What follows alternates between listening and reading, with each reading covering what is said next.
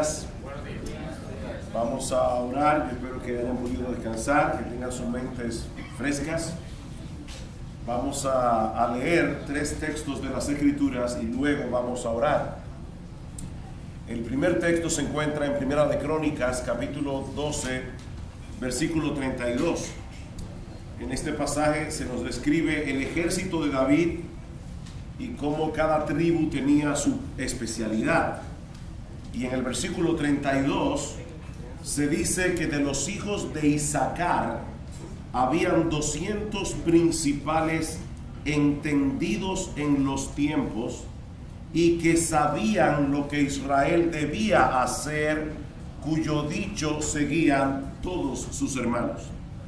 Mientras habían guerreros, habían personas de caballería, habían lanceros, estos individuos estaban allí para ser analistas políticos. Ellos tenían que analizar qué estaba pasando en las naciones y cómo podían ser una amenaza para Israel. Ellos eran entendidos en los tiempos, ese era su trabajo. El otro texto es el conocidísimo pasaje de Romanos capítulo 12. Romanos capítulo 12, versículos 1 al 2, dice Pablo: así que, hermanos, os ruego por las misericordias de Dios que presentéis vuestros cuerpos en sacrificio vivo, santo, agradable a Dios, que es vuestro culto racional. No os conforméis a este siglo, sino transformaos por medio de la renovación de vuestro entendimiento, para que comprobéis cuál sea la buena voluntad de Dios, agradable y perfecta. Y el tercer texto es Segunda de Corintios capítulo 10. Segunda carta de Pablo a los Corintios capítulo 10, versículo 3. Porque aunque andamos en la carne, no militamos según la carne, porque las armas de nuestra milicia no son carnales, sino poderosas en Dios para la destrucción de fortalezas, derribando argumentos y toda altivez que se levanta contra el conocimiento de Dios, y llevando cautivo todo pensamiento a la obediencia a Cristo. Ahora sí, vamos a orar. Padre, nosotros queremos darte muchas gracias por darnos en esta mañana la oportunidad de hablar de las cosas que vamos a hablar. Pero Padre, antes de abrir nuestra boca y comenzar a hablar del impacto de la posmodernidad en la iglesia, en el mundo de hoy, te pedimos, Señor, que tú nos libres del intelectualismo. Padre, lo que vamos a hacer aquí hoy no es un mero ejercicio académico, tú lo sabes. Nosotros queremos ser entendidos en los tiempos. Nosotros queremos conocer cuál es el molde de este mundo al cual no debemos conformarnos. Nosotros queremos seguir luchando hasta que nuestro Señor Jesucristo regrese en gloria con armas espirituales y no carnales, derribando toda altivez que se levanta contra el conocimiento de Dios y llevando cautivo todo pensamiento a la obediencia a Cristo. Señor, equípanos a través de esta hora para hacer esto, porque te lo suplicamos en el nombre de Jesús. Amén. Francis Schaeffer, uno de mis héroes en la fe, dice que los artistas suelen ser los primeros en captar los cambios culturales de su época. De manera que el arte puede ser de gran ayuda para diagnosticar y comprender el mundo en que vivimos. Y es el mundo al cual nosotros debemos ministrar eficazmente con el mensaje del Evangelio. Así que a la luz de esta realidad, yo quiero que ustedes observen con atención este cuadro titulado La muchacha de la perla, de Johannes Vermeer, un pintor holandés del siglo XVII. Y este otro cuadro que francamente yo no sé qué título ponerle. ¿Podríamos comparar estas dos obras de arte en cuanto a calidad artística? Y lo que es todavía más trascendental, mis hermanos, ¿cómo fue que llegamos de un cuadro al otro? Aunque este cuadro de Vermeer, que es un cuadro precioso, data de mediados del siglo XVII, Eso es un buen ejemplo de lo que se consideraba como arte durante el periodo histórico que conocemos como modernidad.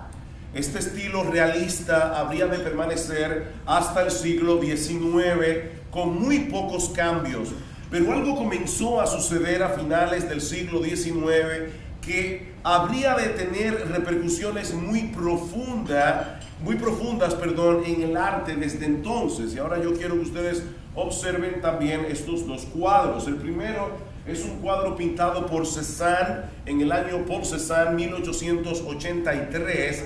El otro es un cuadro pintado por Jean-Auguste Dominique Ingres. Y el cuadro de Ingres solo fue pintado 30 años antes del cuadro de Cézanne. Y la diferencia, mis hermanos, es obvia. Lamentablemente aquí la resolución no es muy buena, pero creo que la diferencia es como quiera se nota. El cuadro de Paul Cézanne parece tosco, ¿verdad?, en comparación con el cuadro de Ingres.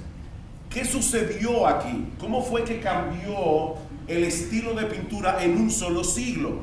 Bueno, un factor importante fue la invención de las cámaras fotográficas unas décadas antes. Obviamente la fotografía era más fiel que la pintura, la obra del pintor, y eso trajo como consecuencia que algunos vieran como algo obsoleto tratar de mirar, de pintar y de retratar la naturaleza a través de la pintura cuando tú podías tomar una fotografía. Pero por el otro lado, y esto es lo importante aquí, los pintores como Cézanne también estaban tratando de expresar en sus pinturas la incertidumbre de la percepción humana. Y esto es importante. La incertidumbre de la percepción humana. En otras palabras, el pintor como Cézanne, y luego vinieron los impresionistas como Renoir, Monet, Manet y otros más, el pintor ya no está tratando de representar la realidad tal cual es, sino la forma como el pintor la percibe. ¿Se dan cuenta? Ya no es, esta es la realidad, sino así es como yo la veo. Más adelante surgen los cubistas, como Pablo Picasso. ¿Verdad? Ahora sí que me veo raro, dice ella.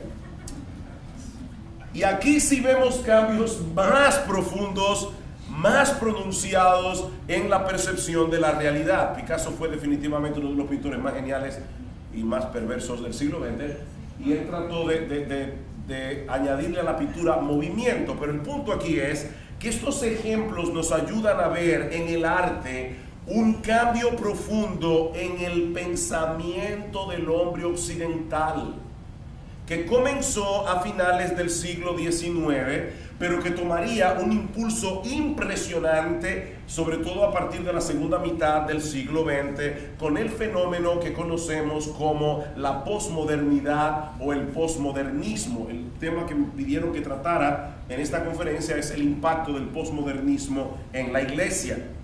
Es muy probable que muchas personas hoy no sean capaces de dar una definición académica de este fenómeno llamado posmodernidad, pero lo cierto es, mis amados hermanos, que los postulados, los argumentos de esta antifilosofía, porque no es una filosofía, es una antifilosofía, estos postulados han estado siendo divulgados ampliamente a través de los medios de comunicación y han impactado el mundo occidental en una forma extraordinaria en las últimas décadas. Nosotros no podemos ministrarle al hombre del siglo XXI pensando que estamos todavía en el 18, porque el mundo ha cambiado y ha cambiado mucho, hermanos. Nosotros no lo notamos porque, como decía el filósofo griego Aristóteles, uno de los problemas de los peces es que ellos no saben que están mojados, porque los peces viven en el agua.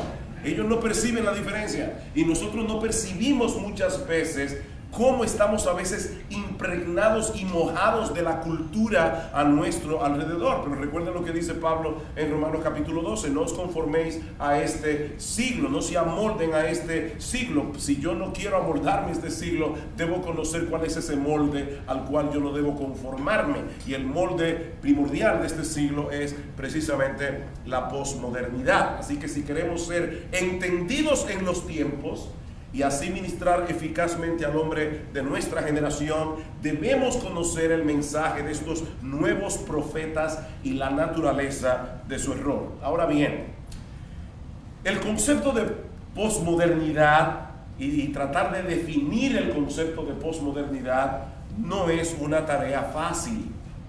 Por la naturaleza misma de este fenómeno, cualquier intento de definición será parcial y no podrá englobar todas las corrientes diversas que convergen dentro de este fenómeno. Como dice el doctor Albert Mohler, la posmodernidad es un estado de ánimo más que un movimiento organizado. Es un estado de ánimo más que un movimiento organizado. De hecho, alguien decía, tratar de definir la posmodernidad es como tratar de clavar gelatina en la pared. Haga el intento. Sin embargo, y aunque corremos el riesgo de sobresimplificar algo que es muy complejo, aún así nosotros podemos dar una idea bastante aproximada de cómo luce este fenómeno en general y cuál es el reto, y esta es la parte más importante, cuál es el reto que este fenómeno le plantea a la iglesia de Cristo del siglo XXI. ¿Cómo vamos a ministrarle al hombre posmoderno? Y el asunto es más complicado porque en países como Colombia o República Dominicana ocurre el fenómeno de que en la sociedad nosotros vemos elementos premodernos, modernos y posmodernos al mismo tiempo. Bien, vamos entonces a comenzar viendo la posmodernidad como una reacción a la modernidad. En palabras bien simples, nosotros podemos decir que el postmodernismo es lo que viene, ¿verdad?, después del modernismo. Es una reacción a la modernidad establecida sobre la base del pensamiento de la Ilustración del siglo XVIII. El hombre de la Ilustración tenía una fe inquebrantable en la razón humana, en la ciencia, en el progreso. El hombre de la Ilustración piensa que ya no necesita la intervención de Dios o la ayuda de cualquier otro ser sobrenatural para establecer una utopía en la tierra, un reino de paz y de felicidad. El hombre se basta a sí mismo. El filósofo prusiano Immanuel Kant resume el pensamiento de la Ilustración con estas palabras: atrévete a servirte de la razón. Atrévete a pensar por ti mismo. Abandona la tutela de la iglesia. Abandona la tutela de la religión. Madura y piensa por ti mismo.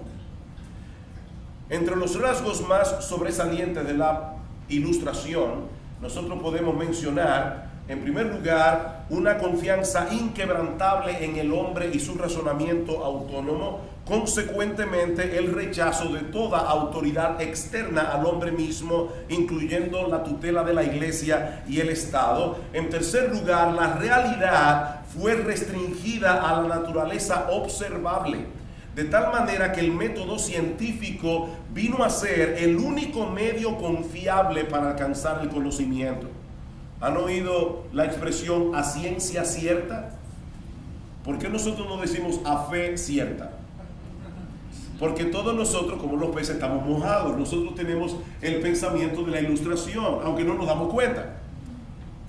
Yo le digo a mis estudiantes de filosofía en el Colegio Cristiano Logos, ustedes van a ir a la universidad, yo les doy clases al último año antes de entrar a la universidad, y ustedes van a encontrar profesores que les van a decir algo como esto. Cuando ustedes traten de predicar el evangelio en la clase, el profesor lo va a parar en seco y le va a decir: un momentito, joven, aquí somos personas educadas y nosotros solo podemos creer lo que se puede demostrar científicamente. ¿Han oído eso? Solo podemos creer lo que se puede demostrar científicamente. ¿Cuál es el problema de esa frase? Bueno, ¿han visto ustedes la serie vieja de Misión Imposible? Cuando Jim recibía los mensajes, bueno, los más viejitos, y siempre le decía: este mensaje se autodestruirá en 5 segundos. Buena suerte, Jim. Siempre decía lo mismo. Bueno, el problema con esa frase es que es como Misión Imposible, se autodestruye en menos de 5 segundos. Porque ¿cómo es posible que una persona